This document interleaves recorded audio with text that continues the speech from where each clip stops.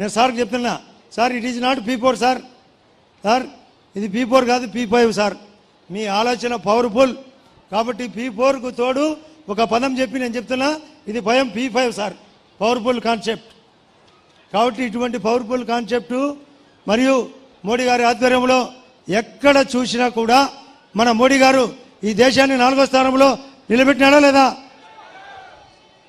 Health conditions CM relief fund ఎక్కువ ఇస్తున్నాడా లేదా? Plus అదే కాకుండా స్కూల్ ఎడ్యుకేషన్లో సార్ లోకేష్ గారు వచ్చినాక ఇప్పుడే మీతో చెప్పించినాం సార్, అక్కడ లోకేష్ గారు వచ్చినాక స్కూల్ ఎడ్యుకేషన్ పెరిగిందా లేదా? పెరిగిందా లేదా? సన్న బియ్యం ఇస్తానా లేదా? హాస్టళ్లకు సన్న బియ్యం ఇస్తానా లేదా? మంచి డ్రెస్ కోడ్ ఇస్తున్నారు లేదా? సార్ లోకేష్ అయితే ఆకాశం అంతా ఎదిగినాడు సార్. వాస్తవంగా నేను ఆయనతో కాబట్టి పనిచేసిన, అప్పుడు ఇప్పటికీ తేడా. లోకేష్ తండ్రికి తగ్గ తనయుడు కాదు సార్, తండ్రికి మించిన తనయుడు. ఇది నిజం సార్.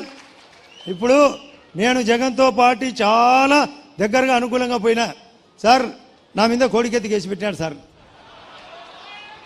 మీరు చెప్పినారంట, మీరు మీ వాడు లోకేష్ చెప్పినాడంట వివేకానంద రెడ్డిని పుడద్దనపూటేమో చెప్పినాడు సార్, ఏదో గుండెపోటు అని అతను వాకిలి దగ్గర అవినాష్ రెడ్డి ఇంత చంపు ఇంత లావు, పొద్దున్నేమో గుండెపోటు